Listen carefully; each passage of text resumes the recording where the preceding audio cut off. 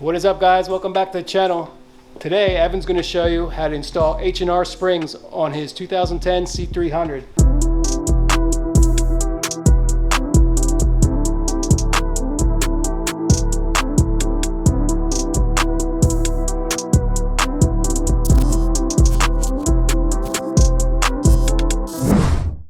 Just got our H&R springs in. They are right there. And make sure you check out our next video, which are the ECS tuning spacers. Alright, so after you get the tire off, there's this little covering on the bottom. There's these 4 little tabs, so you're gonna have to get those tabs to take the cover off. So we went and picked up one of these spring compressing kits from AutoZone. They have free loaner tools. And we're gonna hook this up. I'll show you how. Alright, so we're gonna undo a few bolts. The first one we're gonna take off is the bottom of the shock bushing assembly right here. This is a 16 on one side, and on the other it is a 11, right? Yeah. 11 inch. So we're gonna put 11-inch wrench on one side. We're gonna use an impact gun on the 16 to remove this bolt. So the next bolt we're gonna take out is this 18mm back here. We're gonna loosen that to break the tension, and on the other side there is a 55 Torx bit. But you want to break that one side first, and then we'll take the rest of it out with the 55 Torx bit on the other side. You also want to put a jack underneath, just so you can slowly release the tension when it comes down. So now with the bolt out, we could slowly lower the hydraulic jack to relieve that pressure. And then we'll be able to take out the coil. Alright, so before we put the spring in, we're just going to get the shock lined up and put that bolt back in, just so we don't have to hassle putting that bolt in last. So when you're putting the new springs in, there's a little lip for this end piece to line up with. You want to make sure that that's sitting up against that, so it doesn't fly out. I'm going to jack up this bottom part so you can compress the spring into place. So we just finished getting that bolt in right there. We're just going to go ahead and tighten up the one that holds in the shock. Now that we have all the bolts back in, we're going to go ahead and lower this jack, and then we're going to put this covering back on. Alright guys, so we're going to move on to the front. The first thing we're going to do is undo this bolt here. It's the sway bar end link bolt. We're going to undo that, and then we have 2 bolts. Let me see if I can fit this in here. Get the light. There we go.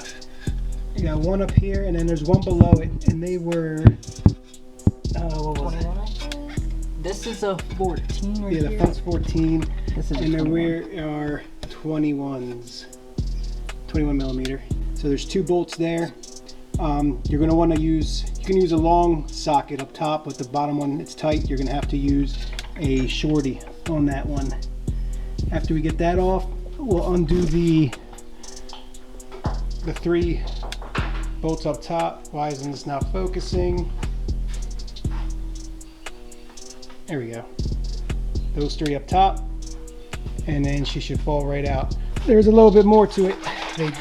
Mercedes does have these sleeves that holds all the brake lines, so we're gonna unclip those, get them out of the way, and then this piece will come right out. All right, so to take the sway bar end link bolt off, that is a 18mm. So once you remove that bolt from the sway bar end link, you're going to want to put a jack underneath. If you can't get that, if you can't get the end link out, put a jack underneath, just so you can give it some play, and then you can pull it out. There you go.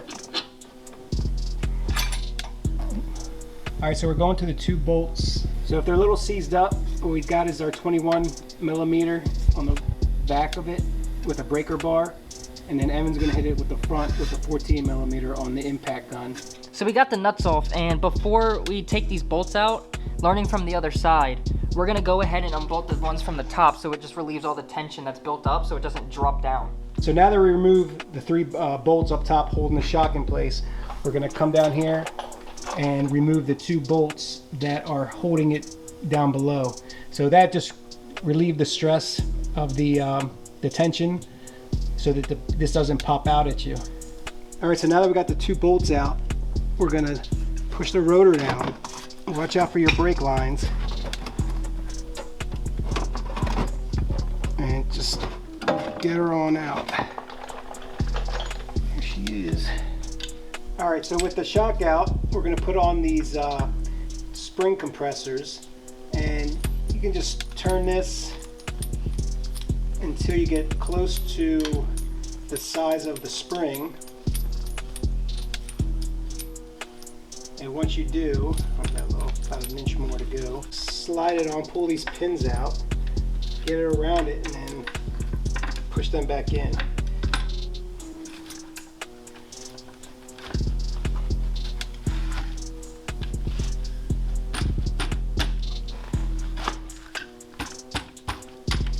And get the rubber mallet and hit them into place so they're both on equal sides of it.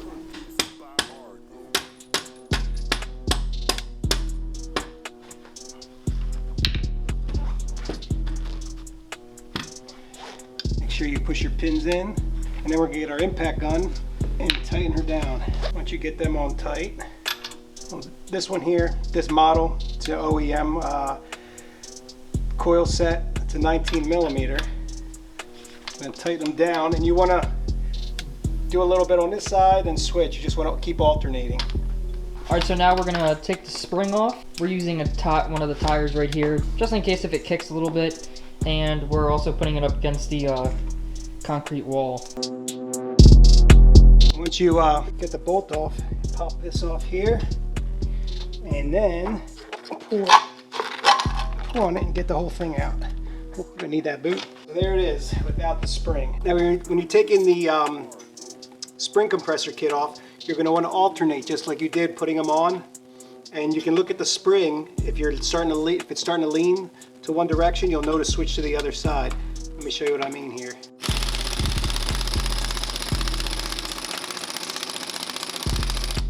So you can kind of see it's leaning towards this side. So just switch over.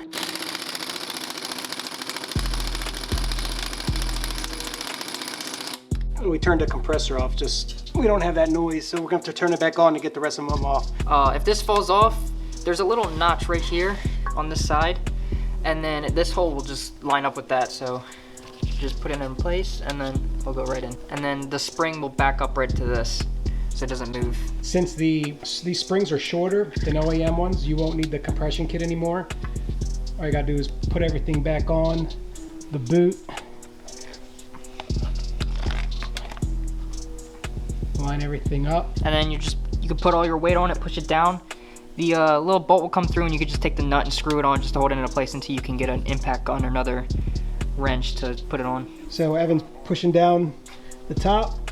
Just get to your 21 millimeter and start screwing it in. Just want to get enough threads to start it, and then we're just gonna hit it with the impact gun. All right, so when you're putting this back in, you just want to be aware that this is Y-shaped, so it matters how you put it in. So we recommend trying to get the Y in there in place first, and you can get these 3 bolts in, and then you'll be able to turn it from the bottom so you can line it up with these to put those bolts back in. So looking at it right now, you see it's opposite of that. Basically want to turn it like this, and it matches those holes lined up. Okay, so we got these 3 bolts tightened, and now we're gonna move down here. You can see he's turning it so it can line back up with these holes. And we're gonna get those bolts back in. Now, once we get these back in and you lower the car, you're gonna wanna just make sure these are tight. Most of the clanking noises that people hear are usually when these are loose. So if you put these on and you drive around and you hear a clanking noise, most of the time these are loose. So after you lower it, just go back and tighten these up again. Another cause of the clanking could be the sway bar end link. If it's clanking, just make sure this is tightened all the way, and then that noise should go away. All right, so now that we have these 2 bolts back in place and they're tightened up, to get the sway bar end link back in, we're gonna use a hydraulic jack to jack up this, and that will make it so these 2 will line up.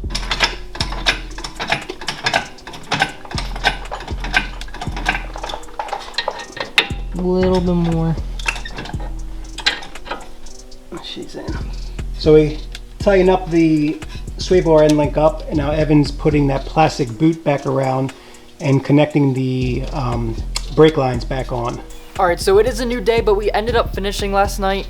In total, it took us about 7 hours, I believe, to completely lower the car and put the springs on. That's putting the spacers on too, because we did that the same day, but that's a separate video. This is how low the car looks right now. Lowered it about 1.5 inches. I haven't measured it yet, but I probably will within the next week once it fully settles. And if it appears to be lower, we will be making a follow-up video just to show you guys how much it did lower. But yeah, that's it for this video. If you guys did enjoy, make sure to smash that like button, subscribe if you're new, and see you guys in the next video.